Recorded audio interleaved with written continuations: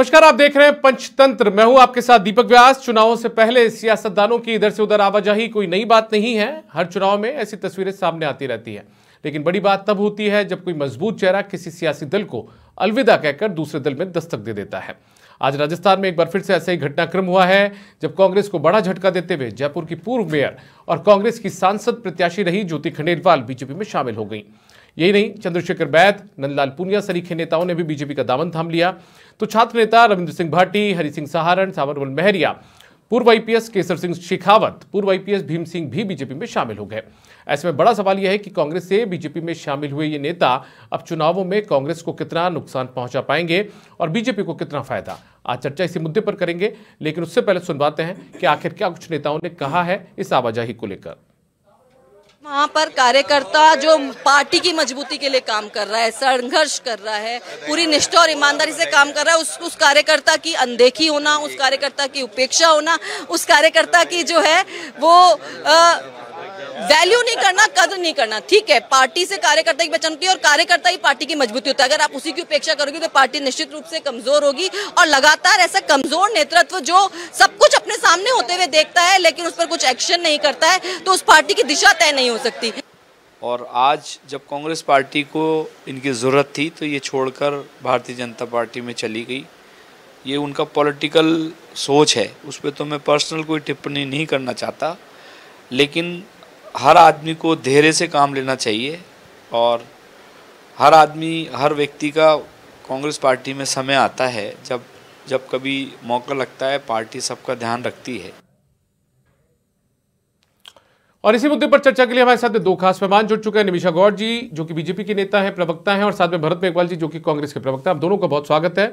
भरत मेघवाल जी, अमूमन कांग्रेस के बहुत सारे नेता, एक दो नहीं बल्कि बहुत सारे नेता, यदि लिस्ट बनाना शुरू करेंगे तो पूरे देश में सैकड़ों नेता हो जाएंगे ऐसे, जो लगातार नेतृत्व के ऊपर क्षमता के ऊपर सवाल खड़े करते हैं, नेतृत्व के ऊपर सवाल खड़े करते हैं, और उसी का जिक्र यहाँ पर आज ज्योति खंडेलवाल ने भी कर दिया है।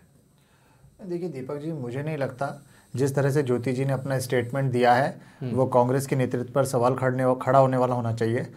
आपको, हम सबको ज्ञात है कि कांग्रेस पार्टी थी जिन्होंने इनको जो मेयर का टिकट दिया। मेयर बनने के बाद इन्होंने 4 से 5 आईपीएस, जब यहाँ पे सरकार आईएएस थे, जब हमारी सरकार थी कांग्रेस की थी, उन्होंने ताबड़तोड़ उनके ट्रांसफ़र भी कराए। कई बार इनके ऊपर क्वेश्चन लगे, लेकिन सरकार ने हमेशा इनका साथ दिया। उसके बाद जो सांसद का टिकट था, सांसद का टिकट भी आपको कांग्रेस पार्टी ने दिया।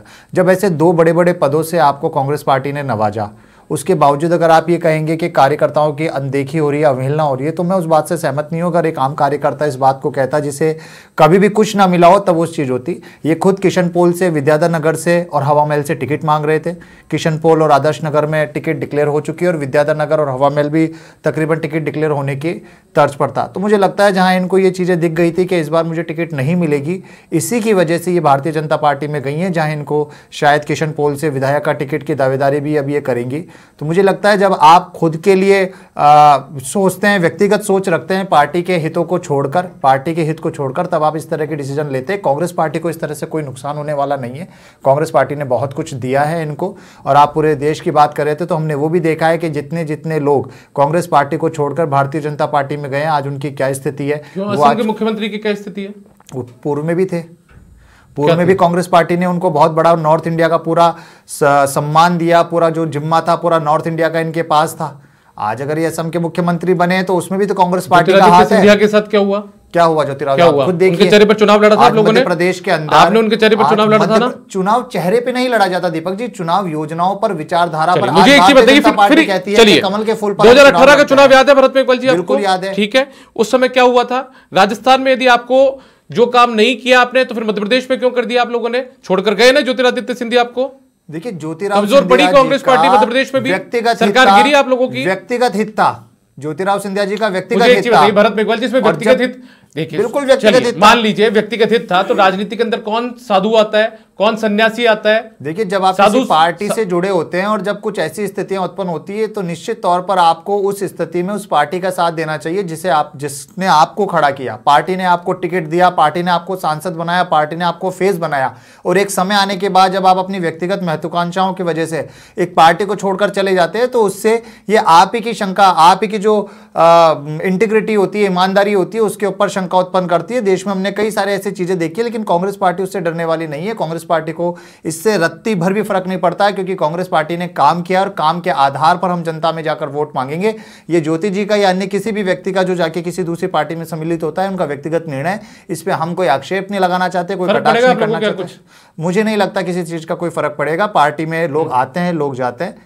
पार्टी किसी व्यक्ति विशेष की नहीं होती है, पार्टी के नाम से लोग जाने जाते हैं, ना कि लोग से पार्टी जानी जाती है। ठीक है, निमिषा कौर जी, फर्क पड़ेगा बीजेपी को? ज्योति खंडेलवाल आ चुकी हैं, CS बैद आ चुके हैं, पिछले दिनों ब्राह्मण समाज के नेता हैं सुरेश मिश्रा, वो भी ज्वाइन कर चुके हैं, तो फर्क पड़ेगा?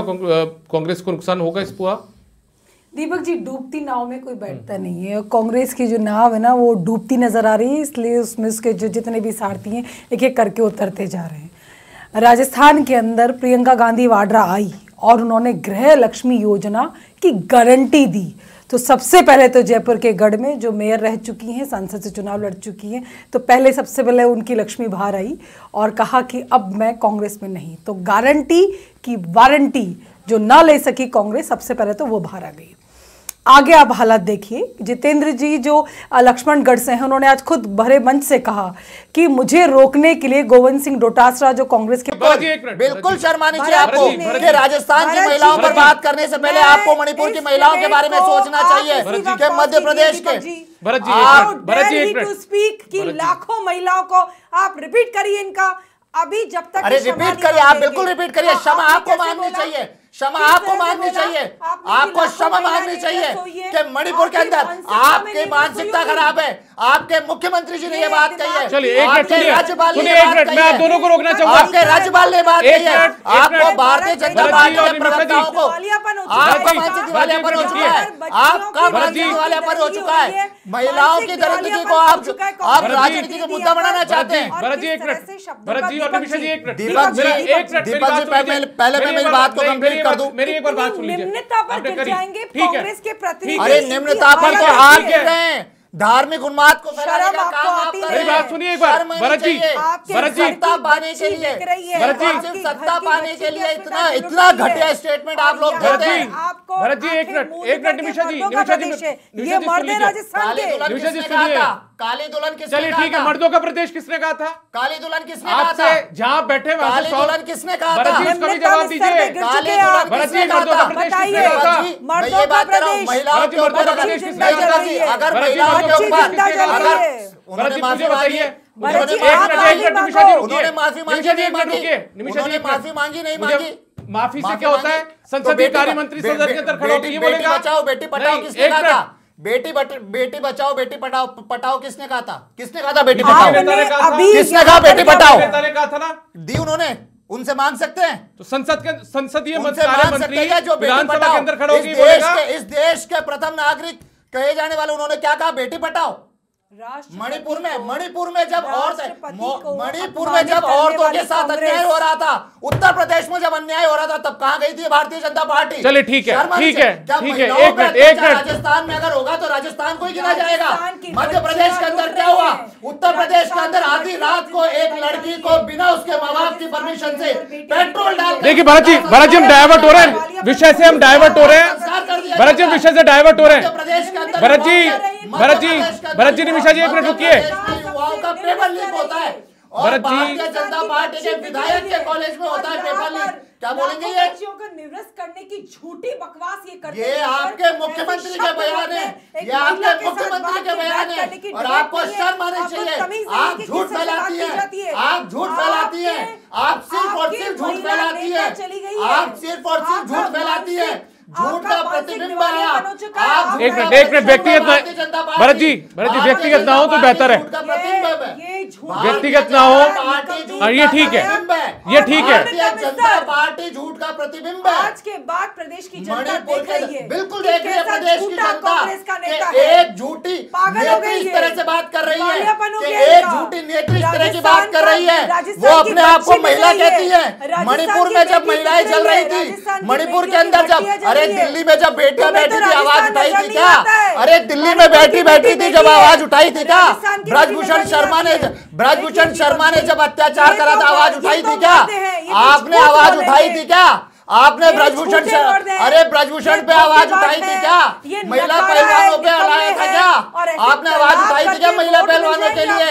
अरे एक तरफा बोलने से पहले शर्म आनी चाहिए आपको। एक तरफा बोलने से पहले मध्य प्रदेश में जाओ, 2016 में नीट का पेपर लीक हुआ था, क्या किया? 2018 में लीक हुआ था, क्या किया?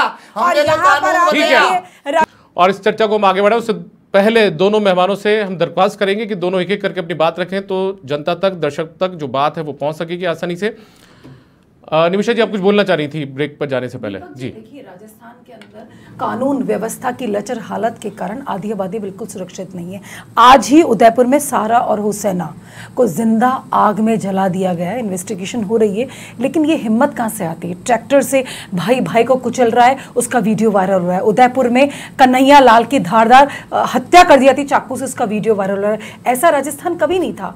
आधी आबादी, चाहे दौसा की 17 साल की बच्ची हो, चाहे खाजूवाला की घटना हो, चाहे जोधपुर में चौकी के पास में उस बच्ची के साथ गैंगरेप हुआ हो, ऐसी 35,000 घटनाएं हैं। 35,000 घटनाओं का दर्द लेकर के आज राजस्थान बैठा है, जहां पर बांसवाड़ा और उदयपुर में बच्चियां बेची जा रही हैं। इसलिए तमाम नेता बीजेपी का आज ज्योति जी ने जो अपना आपने शब्द कहा कि हम ज्योति जी की बात करेंगे, डायरेक्ट मिरर रही हैं वो। ज्योति जी ने अपना एक तो डूबती नैया है, उस पर कोई सवार नहीं होना चाहता। दूसरी बात है कि राजस्थान में कांग्रेस की सरकार ने जिस तरह से आधी आबादी के प्रति लचर रवैया अपनाया, विधानसभा से लेकर सड़क तक ये आवाज उठी है, लेकिन जिसने इसकी परवाह नहीं की वो राजस्थान के मुख्यमंत्री, गृह मंत्री जी हैं, जिन्होंने बेपरवाह होकर के एनसीआरबी के आंकड़ों को नकारते रहे और यहां महिला की बच्ची, महिला की दरिंदगी महिला के साथ होती रही। तो ऐसे जी चलिए, अब विषय दूसरा हो रहा है। मेरा सवाल यह है आपसे, ये तमाम नेता जो आज बीजेपी की सदस्यता ग्रहण कर चुके हैं, चाहे वो ज्योति खंडेलवाल हो, CS बैद हो, ऐसे बहुत सारे नेता हैं, इन लोगों के ऊपर बीजेपी लगातार सवाल खड़े करती रही थी जब वो कांग्रेस में थे। ज्योति खंडेलवाल का जिक्र करते हैं हम तो 2009 से लेकर 2014 तक वो जयपुर की मेयर रही। उनके जो भी कार्यकाल था उसको लेकर आपने कारनामे उनको बताया, भ्रष्टाचार को लेकर आरोप लगाया। आप ही का बीजेपी का बोर्ड था, उन लोगों ने आरोप लगाया। मनीष पारिक उप महापौर हुआ करते थे बीजेपी के, जो आज ONGC के इंडिपेंडेंट डायरेक्टर भी हैं। मुझे बताइए कि तब तक लगातार आप लोग सवाल खड़े कर रहे थे। आज ऐसे में ज्योति खंडेलवाल की तारीफ या फिर CS बैद की तारीफ या फिर दूसरे उन नेताओं की तारीफ जो कि बीजेपी में आ चुके हैं, वो कैसे आप लोग कर पाएंगे? देखिए दीपक जी, जो भी भारतीय जनता पार्टी के विचारधारा के साथ आता है तो विचारधारा के प्रति कर्मबद्धता के साथ आता है। भाजपा अर्थात मातृभूमि की सेवा, और जो कांग्रेस की कार्य पद्धति उसको छोड़ करके आता है, कांग्रेस की जो रीति नीति है उसको छोड़ के आता है। व्यक्तिवाद, राष्ट्रवाद और परिवारवाद से उठ करके सिर्फ राष्ट्रवाद के साथ में भाजपा को ज्वाइन करता है। तो आज जो भी उन पर जिस तरह के भी आक्षेप रहे हैं, उन पे शायद ACB ने उनको क्लीन चिट दे दी थी, जिस तरह के भी आरोप हमने लगाए थे, तो उसके बाद की बातें। खैर, अभी आज जो भाजपा में आ रहे हैं उनका स्वागत है भाजपा की नीति निष्ठा के साथ, पंच निष्ठा के साथ। मुझे बताइए निमिषा जी, वो दाग धुल गए अब सब जो कांग्रेस के नेता जब तक वो कांग्रेस में थे, चाहे वो मुकुल रॉय हो, चाहे वो अजीत पवार जी हो, कभी भी किसी के तरह हमने कोई आक्षेप नहीं लगाया है। जो भी जांच है विचाराधीन है, विचाराधीन जांच को हम आरोप मान सकते हैं, लेकिन जिस भी कार्रवाई होगी उस सब पे कार्रवाई होती है और चलती रहेगी, क्योंकि आज प्रधानमंत्री जी का 0 टॉलरेंस है भ्रष्टाचार के प्रति। नहीं, महाराष्ट्र का जिक्र भी कर लीजिए, आप अजीत पवार का जिक्र कर लीजिए। देखिए, पवार बंधु का था प्रधानमंत्री जी ने, और उनपे जिस तरह से जो भी कार्रवाई चल रही है, लेकिन हम ये कहते हैं भाजपा अर्थात भ्रष्टाचार मुक्त, तुष्टीकरण मुक्त, राष्ट्र के प्रति समर्पण की पार्टी। ठीक है भरत मेघवाल जी, इस बात को तो मानना पड़ेगा कि जब तक दूसरी पार्टी में नेता होते हैं तब तक वो बेहतर, मतलब बुराई उनमें मतलब बुराई नजर आती है, वो भ्रष्ट होते हैं, तमाम बातें होती है, लेकिन जब खुद के दल में आ जाते हैं, पार्टी छोड़कर आ जाते हैं, तो वो बेहतर हो जाते हैं। नहीं, भाजपा का है ये जो आप चीजें बोल रहे हैं, ये भाजपा में होती है। अभी अजीत पवार के ऊपर आप बात कर रहे थे, आरोप पत्र में नाम था इनका और इनकी कोई नाम पत्नी था। एक करके देख के आइएगा इनका कैसा, बिल्कुल मैं मेरा निवेदन है दोनों से एक करके बात रखें तो ज्यादा बेहतर होगा और शांति से डिबेट चल पाएगी। से बेहतर है आप आंकड़ों को देख के आइएगा। आरोप पत्र में इनका नाम था, कहीं उनका नाम नहीं है, बिल्कुल नाम था इनका, और चार्जशीट में से मार्च 2023 में इनका और इनकी पत्नी का जो चीनी मील 3 की उनका नाम हटा दिया था, बाकी कंपनियों का नाम इसमें अभी भी, और 69 करोड़ की प्रॉपर्टी अटैच की गई थी इसमें, जो महाराष्ट्र सहकारी संघ लिमिटेड के ऊपर जो घोटाला हुआ था उसके अंदर। ये आप ढंग से डिटेल देख के आ जाइएगा। और इसके अलावा चाहे मुकुल रॉय हो, शुभेंदु अधिकारी हो, हेमंत सोरेन बिस्वा हो, आप देख लीजिए जितने भी लोग हैं जिनके ऊपर बिहार के इन्होंने गठबंधन से पहले क्या कहा था कि ये नीतीश की जो सरकार है ये तो भ्रष्टाचारी सरकार है, बंगाल में इन्होंने यही बात की। तो जब आप इस तरह के आक्षेप लगाते हो और जैसे ही वो आप में आते आप कहते हैं साहब वो तो बिल्कुल सही है, वो हमारी पद्धति में आ गए, वो भ्रष्टाचार से मुक्त हो गए। भ्रष्टाचार की बातें भारतीय जनता पार्टी करती है। पिछले 9 साल के अंदर न जाने कितने इलेक्ट्रोल बॉन्ड, अभी आपके सुप्रीम कोर्ट में विचाराधीन है मामला, पता चलेगा कि कितनी जो इतने हजारों करोड़ों की संपत्तियां भारतीय जनता पार्टी ने पिछले 9 साल में बनाई है, उसका खाका बाका तैयार होगा। और दीपक जी जो अभी ये बात कह रहे थे, मैं उसी बात पे एक बार ये मैं जरूर जो दर्शक है समाचार प्लस के, मैं उनको भी ये बात कहना चाहूँगा कि अगर किसी के साथ कोई घटना घटित होती है, चाहे वो देश राज्य में हो चाहे वो पूरे देश में हो, घटना निंदनीय होती है। तो मुझे लगता है कि भारतीय जनता पार्टी को अपना दायरा बढ़ाकर उन लोगों के बारे में भी सोचना चाहिए जहां इनकी सरकार है और वहां पर ये घटनाएं घटित होती है। राजस्थान के अंदर अनिवार्य FIR के कारण मुकदमे ज्यादा दर्ज हुए हैं। आखिरी में संक्षिप्त टिप्पणी आपकी निमिषा जी।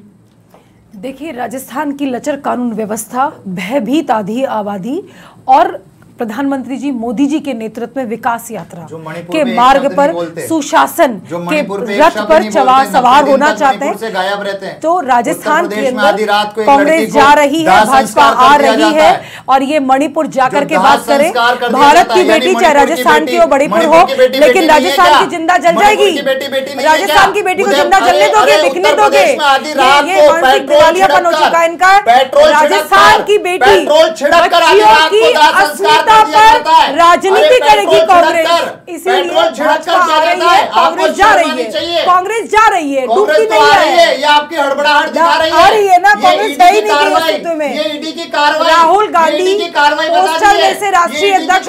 बहुत शुक्रिया निमिषा जी और भरत मेघवाल जी, आप दोनों इस डिबेट में शामिल हुए और चर्चा में हिस्सा लिया। तो कुल मिलाकर कांग्रेस के कुनबे में सेंधमारी बीजेपी ने की है और आने वाला वक्त ही बताएगा कि जो सेंधमारी की गई है उसका कितना फायदा बीजेपी को मिलेगा या फिर कांग्रेस इसका कितना बखूबी पलटवार भी भविष्य में कर पाती है। फिलहाल पंचतंत्र में आज के लिए इतना ही, इजाजत दीजिए, नमस्कार।